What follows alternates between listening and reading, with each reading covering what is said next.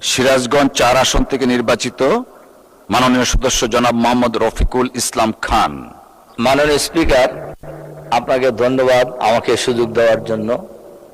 আমার এলাকাও সিরাজগঞ্জ 4 উল্লাপাড়া এবং সলঙ্গা একটা অংশ নিয়ে আমি আমার এলাকার জনগণকেও ধন্যবাদ জানাই। মাননীয় স্পিকার, আমার এলাকা 100% হলো কৃষি নির্ভর এলাকা এবং রাস্তাঘাট নাই বললেই চলে।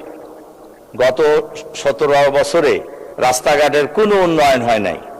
এজন্য আমি মাননীয় এলজিআরডি মন্ত্রী আমাদের এখানে উপস্থিত আছেন, আমাদের উল্লাপাড়া হাটিকুমরুল মোড় থেকে বাগাবাড়ি পর্যন্ত রাস্তা যদি 4 লাইন করা হয় তাহলে জনগণের চলাচলের জন্য অনেক সুবিধা হবে। এর পাশাপাশি 2টি হাসপাতাল আছে,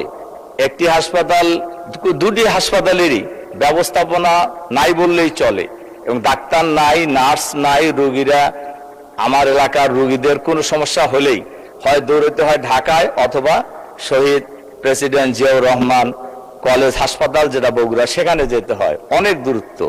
এজন্য আমি মাননীয় স্বাস্থ্যমন্ত্রীর কাছেও অনুরোধ জানাবো যে এই হাসপাতাল 2টি আধুনিকায়ন করার ক্ষেত্রে কি কি পদক্ষেপ নেওয়া যায়, এখানে ডাক্তার, নার্স এবং পর্যাপ্ত সুযোগ সুবিধা।